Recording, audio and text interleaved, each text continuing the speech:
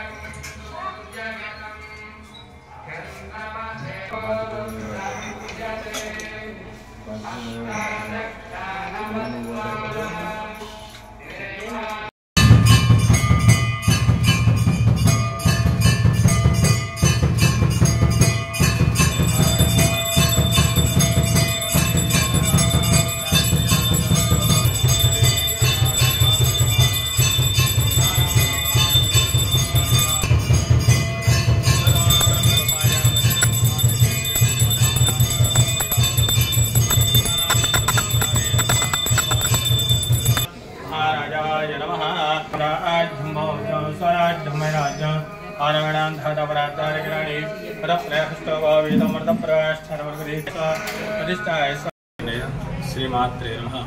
శ్రీ మహాకాళి మహాలక్ష్మి మాధవశ్రీ భవానీ శంకర్ పార్వతి రాజరాజ భక్త మార్కండే సీతాలక్ష్మణ దత్తాత్రేయ భక్త మార్కండే దేవాలయంలో ఈరోజు సోమవతి అమావాస్య అంటే 1000 చంద్రగ్రహణాల శక్తి ఉంటుంది. ఈరోజు రాగి చెట్టు కానీ శంకర్ని దర్శనం చేసుకున్నచో 1000 గ్రహణాల ఫలితం ఉంటుంది. జయ మార్కండేయ. జయ మార్కండేయ. శ్రీ గురుభ్యో నమః.